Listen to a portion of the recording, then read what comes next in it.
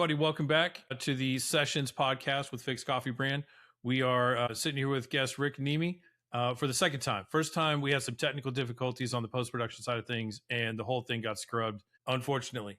But I have no doubt that we're going to have some really good nuggets of wisdom and some good stories in here again. And so, Rick, thanks again for agreeing to come back and do this one more time, this time without the technical difficulties on our end. No problem. Appreciate being on a second time. Right on. All right. So let's dig right in, man. I want to know, like, I want anybody who's listening to this to know what's Rick's story. Like, you can, I mean, obviously the story is probably longer than a 30-minute podcast, but like, let's hear, like, what's the background? What got you into, you do a couple of things. You got your pharmacy, compounding pharmacy, Valor. And then you've got God's Economy, which is, it's a podcast, but at this point it's much bigger than a podcast. Like, you're doing live events and meetups and all kinds of cool stuff. So let's hear about them both and start right at, wherever you feel like starting. Story one is the childhood. We'll skip to that. Story two is kind of when I met my wife. I met her in 1993, the end of 3. We got married in 95. She's a pharmacist. I bought a pharmacy. I was 24 years old. So you bought a pharmacy to meet your wife. Yep. Well, I mean, yeah. So I met this beautiful pharmacist, and she's like, "Oh man, I don't like working for Walgreens." And I was hustling like with sales. I found out I was decent at sales, but I had this job. I was selling advertising in the San Francisco Bay Area, and I had an appointment with a business broker, and I was talking with him, and he's like, "I don't want to buy your ad." And on my way out the door, I was like, "Yeah, but if you ever have a pharmacy for sale, let me know. My wife hates working for Walgreens." And it's completely kidding, totally kidding. But he called me 2 months later and said, "I have a pharmacy for sale." I'm like, "I don't know how to buy a pharmacy. Like, how do I buy a pharmacy? I'm just 24 years old." You get an SBA loan, and he kind of went over with some of the things to do. And then I went to an older friend who was a little bit more savvy and with that, and together with my wife went in and got an SBA loan and bought a pharmacy. I was 24 years old. So that's kind of how I got into the pharmacy business. I married a pharmacist in June. So actually 2 weeks, it'll be 31 years. We've been married. Right on. Congrats. Long journey. That's something I could definitely talk about too. But I got married in June of 95, bought a pharmacy in September, and welcome to the real world, man. That was my, no real education, except that I was just really aspiring at that point. So that's kind of how I got into young and hungry. Yeah. Come on. Yeah. So I got into the pharmacy business, and then, I remember thinking, one of the stories I tell about that is, even though I had a lot of courage, I didn't have a lot of brains, but I had a lot of courage. What 24-year-old has a lot? I mean, right? What 24-year-old has a lot of brains unless they've been really spending time with some people that are pouring into them. Sure. But I get into the pharmacy, and I remember thinking 2 weeks in, like, man, this is serious. Like, there's pharmacists in here. They work for me, and they have degrees, and everyone's older than me. So for just a second, I had a little bit of imposter syndrome, just a split second. And then I remember thinking to myself that if I'm not comfortable with me, no one else is going to be comfortable with me. And I'm the boss, but I'm not acting like the boss. So I just decided to be a boss, and I kind of like got my head together, and, for lack of a better way of saying it, 24 years old, gave myself permission to be a boss, man. There you go. And I walked in, and man, I had people looking at me like, nah. I'm like, and I was like, I just stayed the course. And 2 weeks later, everyone bought in, and I was the boss. So Nice. It's kind of one of those things I tell about all the time, because even in my Bible study today, I was talking about, like, there's so much negative self-talk of, I'm not worthy, I don't deserve it, I can't do it. It's somebody for somebody else. And I always say, well, why not me though? I mean, it is going to be somebody. Yeah. So if it's going to be somebody, then why can't I do it? Right. And so again, I'm a believer though, right? So I do this in Jesus' name. Everybody has a source. Some people go to their education. Some people talk about their pops or their parents. Some people talk about other mentors that they have. For me, I didn't have any of that. So for me, it was just, I just had the Lord, that's what I had. And he was my dad. Right on. So, the ultimate mentor right there. Absolutely. So that was kind of my intro. All right, man. Young and hungry, just going for it. I love it, man. Yeah. And then the whole act as if, you know what I mean? I pulled that from the old movie, Boiler Room, but like, act as if you could be anybody you need to be, you know what I mean? Thanks. And dude, I've done the same thing. I spent some stints in sales, and it's like kind of the same thing. You're just like, on the other end of the phone, act as if, you know what I mean? Yeah. I have the solution to all your problems. I mean, there's a big difference between being, conceited, arrogant, or prideful and humbly confident, or just feeling like, you worth it, you deserve to be in the room. I think though, there was a period of time where there was a lot of, I need to prove myself. Um, Not having a college degree, kind of being left to figure things out on my own at 21, where there's the chip on your shoulder. So the motivation's not necessarily healthy, I would say, but it was what I needed at the time to fuel what I was trying to do until I got some, tangible success where I could see how I got it, why I got it, the process of getting it, how to hold on to it, how to keep it and retain it, and then ultimately later, how to honor God with it. Right on. Right on. So was there ever a time like in those maybe early days, whatever, that you found a mentor in the same space, like another, pharmacy space person, and you were just kind of No, man. When just I was running and younger, I gunning? was like, if you're competing with me, I'm not even talking to you. I was like trying to I got win. you. Okay. I still was not. For that entire first business I had, 95, I had it for 10 years. I had it for 10 years and then I went out of business, even after 10 years.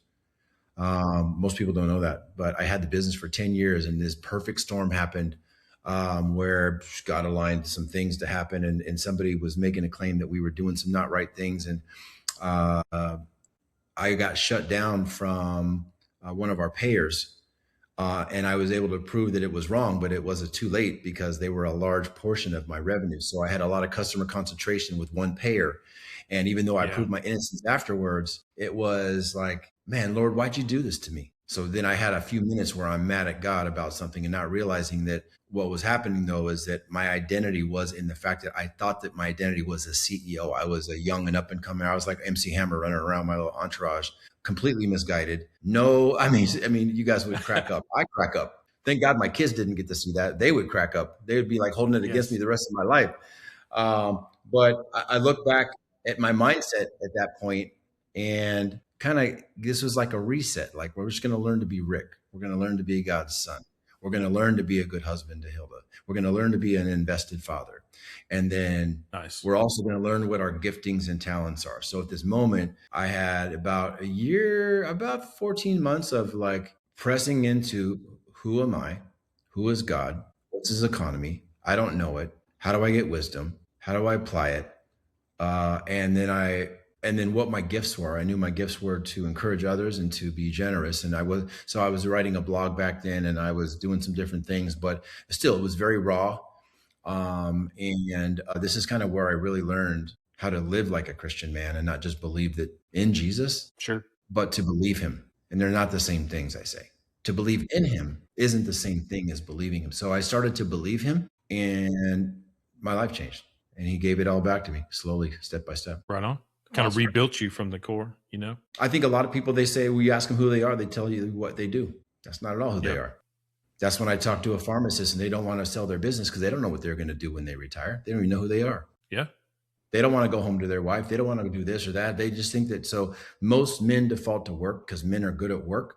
When you ask men about other aspects of their work or their life, they're like, no, I don't do that. But why can't we have it all? Why can't we be fit, physically fit? Why can't we have good relationships? Why can't we be good with our finances? Why can't we be good with our marriage and our business? Why can't we have it all? But I think sometimes it's a lot of work to do all that, and it's hard either way. So that's what I say. We can choose our heart, but I just love the idea and the concept that why can't we live our best life in all aspects of our life instead of one or two areas? Yeah, Right on.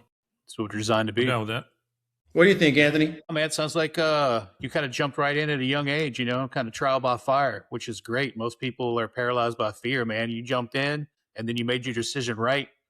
And then you got right with the Lord. Most people, would stick to that identity as being a CEO and like, hey, look at Yeah. me, I'm awesome. And it was cool that you humble yourself, man, and sought the Lord. And it sounds like the rest is history, man. You're doing great. That's awesome to hear. Yeah. No, that's good. I mean, he definitely gave me a new heart. That's for sure. Yeah. Okay. So let me ask you this. You mentioned in there that there was a time where you kind of started to learn what your giftings were, what you were good at, what God created you to do, like those main things. As it is right now, Pharmacy Owner, God's Economy podcast, the whole thing. How do you feel like those two things, God has given you those platforms to take advantage of those gifts? Like, That's a great do you question. feel like it's, So, yeah, ask your question. Do I feel like it's what? do you feel like it's really harnessed who God created you to be, from the very beginning. Now he's Yes. giving you these two things to do, and you can live that out. Yes. So, and I just literally had the most powerful Bible study ever this morning on stewardship, and I was talking about it. Awesome. So, basically, what changed was, I've been in pharmacy for 31 years. Am I passionate about pharmacy? No, I'm not passionate about pharmacy. Is this my calling or my purpose? No, it's not my calling or my purpose. Is it what he's given me to steward? It's absolutely what he's given me to steward. So the idea is that a few years back, I'm thinking, man, what do I actually own? Do I own my next breath? Is there a guarantee for the next day? What about the next deal? What about the relationship? What about the marriage? Is there anything I can guarantee? No, there's nothing. So then I thought to myself, then I need to be a steward of what? Of everything, starting with my body, starting with my mind, starting with my money and my finances and my relationships and my wife and the opportunity to be a dad and all these other things. So I started looking at stewardship as opportunity. And if I was seizing the moment or if I wasn't seizing the moment, and that changed my attitude and my mindset. And I realized that the business that I have is what he's given me to steward and oversee like a good shepherd would. But I'm sitting here a year and a half ago, thinking I'm kind of just taking right now. I'm not really growing or giving anything. So what I'm saying this morning in my Bible study group is that we were created to create. We're meant to multiply. And I talked about the parable of the talents where these three guys, the master gave each guy his own talents based upon what he thought he could do. One got 5, one got 2, one got 1. I mean, not ironically, the one guy that got 1, he buried it, not knowing what to do with it. And he could have just tried and even lost the money, and the master would have probably been okay if he lost it, but he tried. But the fact that he buried it, that's not a good thing. So we talked about that in my study today. So I've been on this train of stewardship, thinking like, if I'm sitting here semi-retired and not taking, how am I multiplying anything that God's given me? Well, I'm going to start God's economy when I sell the business. I mean, this is some excuse self-talk. And then I'm thinking to myself, who told me I couldn't start the God's economy right now? I have nothing but time. I mean, I'm not a full-time CEO. Let's go. Yeah. So then this much obedience, man, this much obedience led to this much outcome. I'm like, okay, I'm definitely in the right lane right now. And now I'm seeing God do one thing after another. God put a person in my path. He put financial resources here. All of a sudden, I've got everything I need. What's my excuse? But when I said yes, let's go, I had no idea, zero idea. Get in front of the camera, I'm like, this sucks. I hate this. And then I realized, wait, in 2006 though, when I had my fall down and I was out of business, God told me to encourage people, and I was writing blogs. I was writing, and they were for me, and then I shared them with people, because everything I do is what I need. That's why I like to explain to people, like, anything I talk about is coming from the fact that I need it first, and then I share it, or I have a thought about it, I'm going through it, then I can share it. But I was writing this blog, and then when the social media thing came up, and I kept talking about God's economy, I'm like, why am I talking about God's economy? And what do I even know about it? What do I know about it? I don't know anything about it. This guy's speaking like, this is your thing. This is your thing. This is 2.0. This is your blog 2.0, several years down the road. You're fully equipped now to finish the thing here, and let's do this. So now I look back at all my hardship and all the trials and all the things I learned, and then sitting in front of a camera, and this sucks, and I look horrible and I sound horrible. And then next thing you know, one thing leads to another. I'm actually getting better at this. And then it's just like, like I'm getting what I need. But I'm getting the at-bats. I'm not like it's not about perfection. It's just about doing what God asked me to do, because God's going to give me what I need. When if he asked me to do it, he's not going to not give me what I need to do what he asked me to do. Right? Right. Yeah. Exactly. Yeah. 100%. 100%. If he says, I need you to do this, if you obey, then the provision follows, whether that's financial or relational or whatever it is. Like, because at the end of the day, like you were saying, it's about stewardship, right? It's about, God says, hey, I've put you here and these things are in your life, but especially like as a man specifically, like our deal is to steward, to grow, to like, it was a quote that somebody said, ultimately, I have no idea where I saw it, but it was something that struck me and was like, whatever God puts in your hands, he doesn't put it there so that you keep it. He puts it so you'll grow it. Right. Yeah. And that to me is something that I'm sticking with right now. Like with the stuff that we're doing with Fix, the stuff that I'm doing with the agency, it's like, it doesn't need to be stagnant. Like, is the agency fine? Like the agency's fine. If I never got another client this year, we'd still be fine. But like, I should be pushing, I should keep moving because it's meant to grow. You know what I mean? And like you said, when we move, he moves, not the other way around. Yeah. When we Yeah. move, then he moves. It's not like when God does something, then I'll do something later. That's not Yeah. how it works. Right. I We mean, got to give. all through, What are you yeah, thinking, all through Anthony? scripture, right? What did you Yeah, I was say? just saying we got to give God something to fill. You know, we've got to There set a we goal, go. set a place, and then God will guide our footsteps. And time after time when we talk to entrepreneurs, just for those of you listening out there that pay attention to what's going on, is like if you act, if you have faith, it will grow. God will equip you, and it's not really the destination of where you're going, but it's more the journey, and the journey is what changes you and what grows you financially and faithfully along the way. And that story just holds true every time we talk to entrepreneurs and successful people. So that's Yeah. awesome. Yeah, I would say Yeah. the solution's not in the plan. It never is, because nothing Yeah. ever goes to plan. The solution is in the work, it's in the effort, it's in the at bats. If you're getting one at bat a month, that's not going to be enough. It's Right. like you can't learn to ski and go up, well, I got my skis, I got my gear on, I got up, and I'm not a skier, but it's a good analogy. And I go up the hill, and then I'm on the mountain, and then I'm still not skiing, by the way. I've done all of this and I'm still not skiing. And you have to have some speed to turn left and right, otherwise you're not skiing. So that's the whole point, is that speed does matter when it comes to finding out solutions in work or problems. And you have to have enough at attempts or at bats or shots. You can't just shoot a couple times and think you're gonna. You need to get the reps in. Oh, yeah. And then the answers materialize, and then the aha moment happens. That's where I think when we move, he moves. That's why I believe in that. And sometimes, I mean, there has been times where I wholeheartedly tried something and there was literally zero. So then I know God does not want that for me. No, he shuts that door. But we don't get butthurt about it. We just get up, we try again, or go in another direction. But this is where we're asking for his favor and his provision and his direction and his protection in the things that we're working on. And he'll show up and he'll show us what we need to do. Sometimes it's yes, no, left, right, whatever. But it's never a straight line, and it's never without challenges. Right. No. Yeah. That's cool you said that, I mean, man. Most entrepreneurs head direction thinking like, okay, this is it. And then when they hit a wall, they're like, dude, they're devastated. It's just going forward and finding out the path and direction God wants you to be. Sometimes we're ping pong balls. We're bouncing off this. We're going this. I'm like, okay, that door's shut. This one opens. This must be the direction I'm going in. Then you find blessing and encouragement in that direction. Then you hit another wall. Like, That's okay, right. now pivot. That's right. So 100%. Dude, I think that's the life of an entrepreneur. Actually, is just to pivot.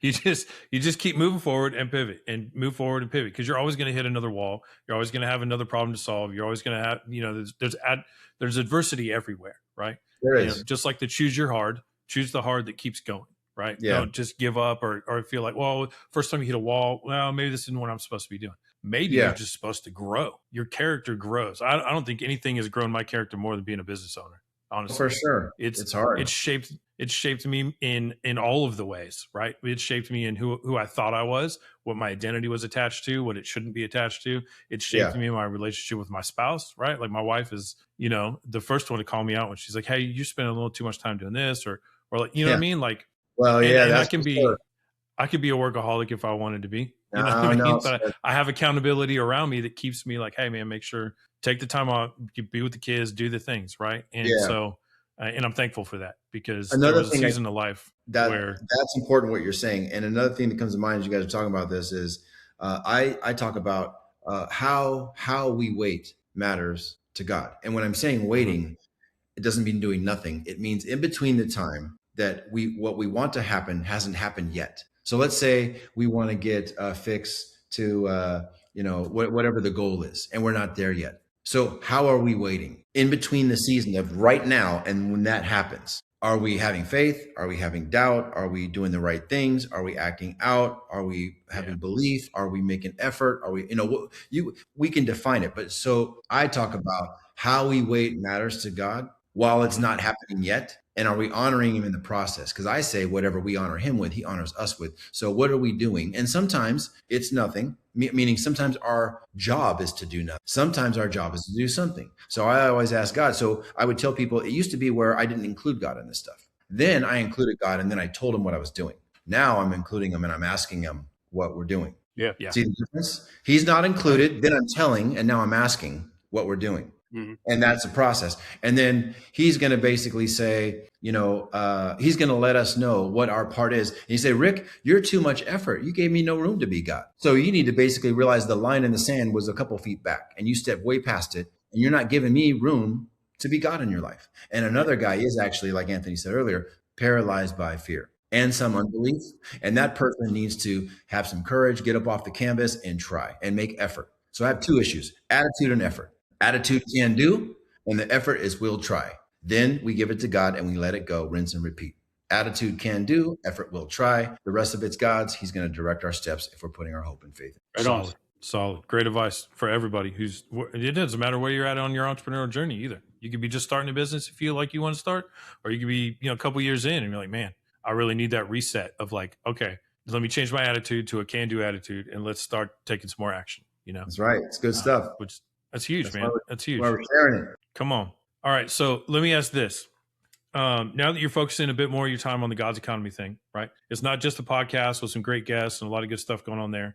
You just had your first live event in San Diego. Mm-hmm. Tell me about it, man. I saw the recap video and I was like, dang, I wish I could have made it. No, it was more than expected. It was one of those things where it's happening, but when you're done, you're like, wow, that just happened. It's like, it's a lot of God stories, but it's like this gal that is doing, she's basically my creative director. Her name is Yessie, and she's amazing.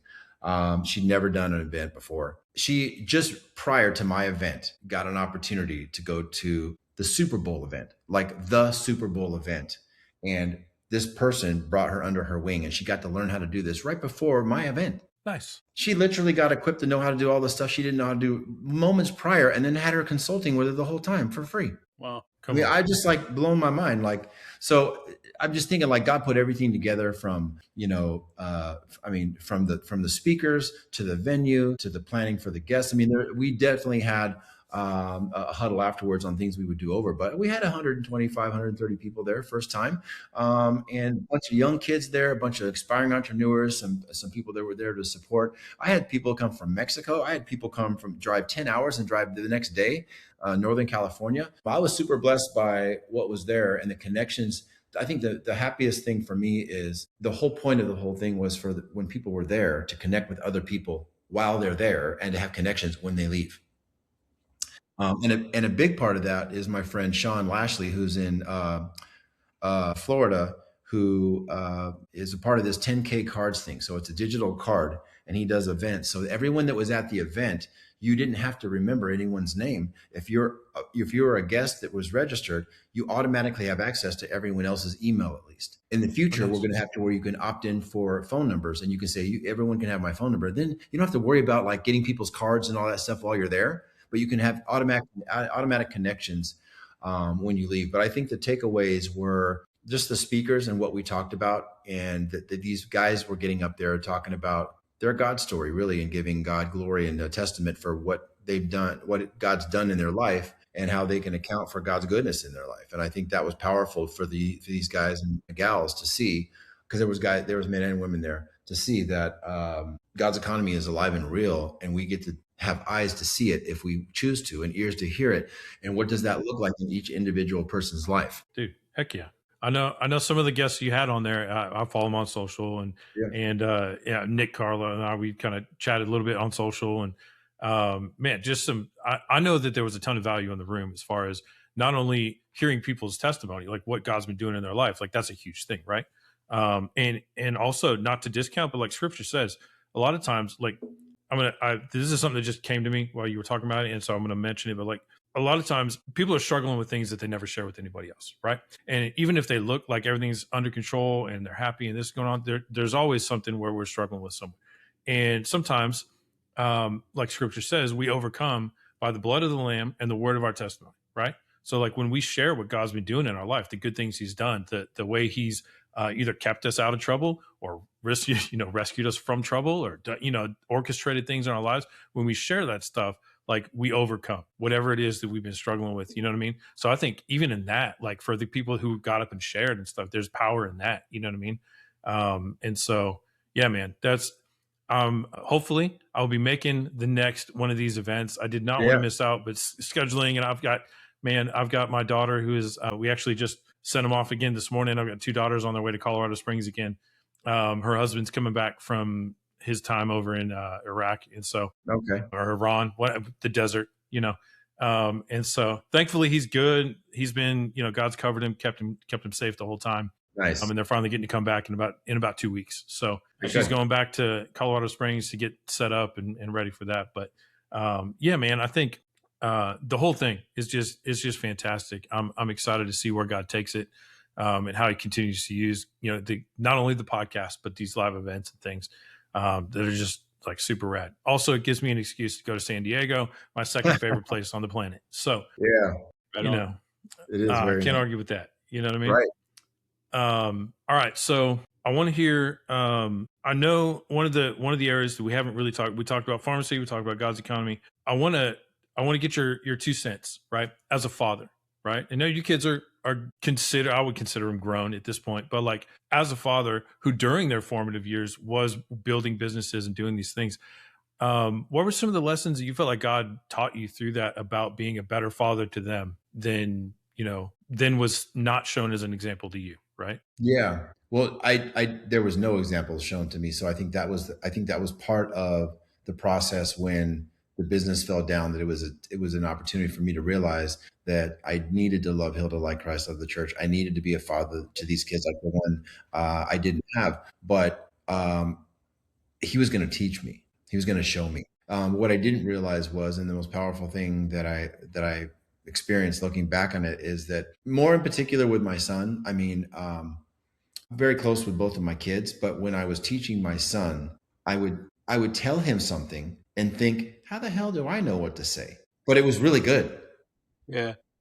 And it was for me. Yeah, I get that. I'm like, I feel like the Holy Spirit was just speaking. Being Evan's dad got me to understand how to be God's son. Because for somehow I knew what was right. I knew what to tell him, but then I needed to receive it for myself. So at some point I'm like, gosh, I think I'm a hypocrite, dude. I'm telling this. So then I got to walk the walk. So in this whole thing, it got me to say, because you always hear, do as I say, not as I do. Come on, man. That's nonsense. The kids are going to do what they see, right? Monkey see, monkey do, man. I seriously took parenting 100% serious at that point in my life, and remember that even to the point where, and I would tell my son since he was born, like, you're a good boy, you're handsome, and you're going to be way better than your dad. I just planted that seed in him since he was 4 or 5. But as he got older, it was I started calling him sir, like, yes, sir. I mean, and I'm saying like he was 7 or 8 or 9 or whatever. And then he started calling me sir. But then when I realized he's calling his coach sir, and then the teacher was sir. So I didn't even realize it started out like a joke, but then it wasn't a joke after that, because I was teaching him manners a little bit. So it was fun to actually teach him. And then the cool thing is that at some point they can make their own decision on how they're going to go with things or what their beliefs are going to be. But my son did challenge me. He was challenging, the last couple of years of high school. Definitely. My daughter was very, very obedient, straight and narrow, did not give us any heartburn. My son was not like that. My son, I have hair still. Let me see. I still have hair. I still have a little bit of hair. And I feel that. Man. Same experience, man. But what I'll tell you is this: whether we realize it or not, we train people how to treat us. Yeah. Okay. So think about your wife, think about each other, partners, think about your customers, think about anybody you're friends with. What we allow, we bless. How we deal with interactions with people is the staple. It's like I was saying, for one split second, I could have stayed and said, you know what? I can't actually be a boss. I'm not going to give myself permission to be a boss at 24. For 1 second, I could have done it. Sure. But I realized if I'd have done that, it would have set the wrong precedent. So I had to flip it right away and say, no. This is how you're going to perceive me. This is how you're going to look at me. This is how you're going to treat me. I'm your boss. I don't care how old I am. Yeah. And it doesn't mean you have to roll people. I'm not saying that. You don't have to roll people, put your thumb on people, and lord over people. That's not what I'm saying. What I'm saying is that we can politely defend ourselves. We can treat others the way we want to be treated, but we do train people how to treat us. So I was trying to train my kids how to treat me, how to treat their mom. You can't talk to your mom that way, by the way, that's my wife. You can't talk to my wife like that, and that's your mom. So parenting is hard. Not giving up is hard. Staying the course is hard. Disciplining them is hard, but it does pay off. And I think that's a big problem in our society where too many kids aren't necessarily getting parented. And if you look at the phone, and I didn't have the cell phones back then, and neither, we didn't have the cell phones. And so now that adds another dynamic to where they're going to get some version of parenting on their phone if you're not doing it. So yeah, 100%. I was super, super intentional about what I wanted to teach my kids. And I didn't really realize what I was teaching them was my core values. And my core values came from the word. But it was not intentional, and it wasn't purposeful. I didn't know I was doing it, but it was like, this is what we believe. And so for me, I'm a super emotional person anyways, the way I was raised and just my personality. And I've had to learn to not act out on the way I feel, but on my belief, but on my values and my belief system. So this is what I tried to impart to my kids. And then at some point they had their choice to behave a certain way, talk a certain way, receive Jesus or not for themselves. And they both have done that. But all we can do is the best we can as parents. Not every kid's going to turn out the same. But if you pour into, the kid and you showed them that they were valuable. And when I had my son on my podcast recently, he said, hey, people don't realize it wasn't always like this for me, and that it was a journey. And throughout the entire process, I've been consistent. I was the same person. I cared and loved about my kids. I was always trying to be the other dad because I didn't have one. So if you were my son's friend, I'm your dad too. I don't care if you needed money, if you needed an encouragement, you needed a Bible. I would do anything for any of my kids' friends, anything. Right on. That's awesome. That's awesome. What do you think? What comes to mind? What do you guys think about when I say all that? Building a culture. The leader builds the culture, and the culture builds the team. And it sounds like you've done a great job with, building the culture and allowing what you want around you to kind of come through, which is great, And it's also great that your culture comes directly from the Bible. Like, Tim and Paul and Timothy, you got a mentor and you got a follower. And you can't be a good mentor if you're not a follower. And what you said was, some of the things that come out of your mouth, you need to hear too. And that's with me as well. That's great, man. For sure. And the leader you are with your family, in finance, with your business partner, friends, it's imperative. It's important to have that culture built. Yeah, it's good stuff. Yeah, come on, It's fantastic. I love it. I think, it's Anthony is the only one on here with a kid that's under 10 at this point. Okay. So he's still in the thick of it on that. You're in the thick of it, man. We got this, Anthony. Don't give up. It's like a little glitter covered lawyer running around your house that never forgets anything. Oh man, seriously. Yeah. She's awesome though. She's awesome. Yeah. I think so. Both of my daughters, I have two daughters and a son, right? Oldest one's a daughter. The son's sandwiched right in the middle. And oldest daughter, same thing, no problems, super amenable, never really was a discipline issue. There's, she as a teenager never really acted out, nothing to do, right? Now she's married, she's off doing her own thing. She's still awesome. My son has been if you know how like when you take, you got like the best parts of you and the best parts of your spouse, right? Okay, so he's like the worst parts of my ex-wife and the worst parts of me, but also the best parts in there too. So it's like, man, like, why is this happening? You know what I mean? Like, and then the whole thing is like, I know who you are on like a parental level. I know you because you're my kid and there's that connection or whatever. And then there's the whole, I used to be you. Please let me help you not do this anymore. You know what I mean? How old is he? And he's 19. 19. Oh man. That's a tough age still. So yeah. And he's still figuring out like he's still figuring out who he really is. Right. And we keep pointing him to Jesus and doing the thing. Hey man, this is, our identity comes this way. Right. Yeah. Well, who does he right now so he wants to be a business owner. He wants to do his own thing. Right now he's moved, recently he just moved to Florida and he's working for an aviation company, heading up their detail stuff. So they're heading up the team that details the jets. And then also is now learning how to schedule the different flights and things for the company. So is he completely on his own? Or we're helping him out financially a little bit? Maybe. Yeah, we helping him out a little bit here and there as he was getting set up and moved. But he's got two roommates down there, and so like he's there's a lot of learning lessons. I mean, we've tried since day one. I think it was the way I was raised was like, okay, my dad raised us to take responsibility early, right? And like certain things as a man, this is, you got to learn how to take care of this. You know what I mean? You got to learn Yeah. how to manage your finances. You got to learn to Yeah. prioritize like real things over going out with friends and doing this stuff. And so, and it was always super hard for me. I'm the social guy. I am the, you know, like I'm not the, I won't go out tonight because I have to do laundry and do this stuff. I'm like, You'll still do it. no, I'm going to go out tonight and I'll figure out laundry later. You know what I mean? Yeah. And so, and my son's the same way, you know, and I'm like, please, I'm trying to He's help going to you. figure it out. Just You listen. figure it out. He's going to figure it out. We don't need to stress. Yeah. This is just his journey. Yeah. It's not your journey. It It's is. hard to sit back and let go for sure, because now Yeah. it's his choices. They're not our choices. That's the hard part.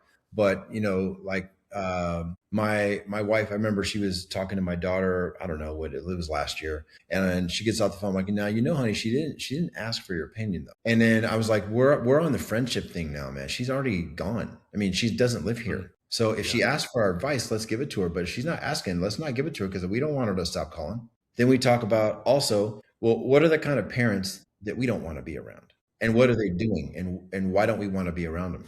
They bicker, argue, fight, talk about their ailments. I'm getting so old, blah, blah, blah, blah, blah. So all this, like, so I said, what kind of parents are we going to be? Fun, energetic, happy, a joy to be around. We're just there, a fly in the wall. Just let me be a fly in the wall, and I just want to hang out with you. I don't care what we do, right? Yeah, that's good, man. I mean, I know God's got him. You know what I mean? So it's right now. It's just, hey, listen, I'm here for you if you need something, right? I know you're going to figure it out. And he's very like, you know, I'll do it myself kind of person, you know. He's proud. He I'm wants like to that. do it. Yeah, 100%. And so I'm just like, I'm here, dude. Let it be the fuel. If you need something he needs, even though it's going to be, you know, I wouldn't say anger, but I mean, a lot of kids that age, they might have different feelings of where they're fired up and they want to prove themselves and they're going to go get it and prove their parents and all this. I mean, we all do that. I mean, I did it. Yeah. I remember 100%. The first time I got a check, it was more money than my mom ever made in a month. And it took me 6 months before I was getting commissions on the sales job I was doing. And I'm like, wow, it was like $2,000.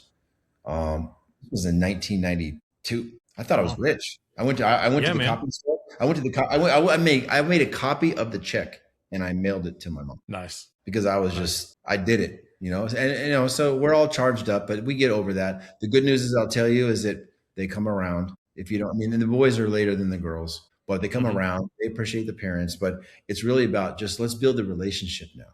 Let's build the relationship, and where we're still always going to be their dad, but we also want to learn how to be their friend now too. And that's very hard, but that's what we want. So that's one thing I would have done a little bit better, more intentional. Not that I don't have a relationship with my son or my daughter, because we talk all the time. And I think what's special about, like, at least our family, I mean, here's what I'm saying. Like, I'm on Snapchat. I don't do Snapchat. That's ridiculous. But my kids do Snapchat, and they're taking pictures and video of everything they're doing all the time, and they're sending it to us. So what am I going to do? Not be on Snapchat? That'd be stupid, because then I wouldn't get to see what they're doing, what they're eating. So my daughter's in Chicago, my son's in Indianapolis. All I'm seeing is pictures of them walking the dog and outside and doing this and that. So we've got one group with my wife and my son, with my wife and my daughter, with my wife and just the kids, and then my wife with the kids and their boyfriend and their girlfriend. And it's called the Addams Family. So we're pretty much on the Addams Family all the time. And even though I'm late to the game, it's always the next day. I'm always last to comment or last to see it, because I'm busy working. They use it like they're texting. Like, I text and they don't text. They snap like it's a text. So then I asked my mom, don't you want to know what I look like? Don't you want to know what your grandkids look like and what they're doing? Oh yeah, I do. Well, then why aren't you on Facebook or Instagram? So I'm having to tell my mom, dude, you got to get on and see what's happening. And I'm coaching up other people who have like other CEOs and people, like, you need to be on whatever platform your kids are on. So here's the point. You ready? Here's the takeaway. Meet them where they're at. Connect with them on their level. No. You got to meet me where I'm at. I'm Big Bad Rick or whatever. I'm not even CEO. I'm just Rick in here. This is the best part. They could care less. They're proud of me. Don't get me wrong, but I'm just Rick, and I'm just dad. Connect with them where they're at. Where's your son? Where's the daughter? Where's your employee? Where's your wife? If we connect with them where they're at, then we have a chance for a relationship. And by the way, we can be the bigger person that way, but also we're creating a pathway for connection. And I think that's important. So, but 19, I remembered Right Yeah. in 19, I was like, I need to get the minoxidil going and the hair treatments and all kind of stuff happening. Yeah. That's what Oh most man. Christians don't realize that they're good at is meeting people where they're at. Because if you can't meet somebody where they're at, you can't witness to them. You know, Yeah. Yeah. that's Yeah. genius, man. Yeah, thanks for Good. sharing that. Yeah. Cool. You're welcome. It's good. That's awesome.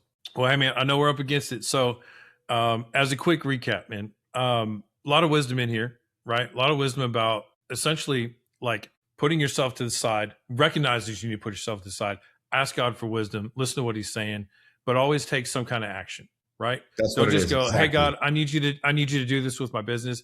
Don't just do that. Say that, pray that, but then also take some steps and allow him to shut some doors as well. Because sometimes, Oh, it's so good. I mean, we're all guilty of So good. like, well, we Shutting think we doors know is what we need to great. do It means next. you don't want to go in there. Yeah.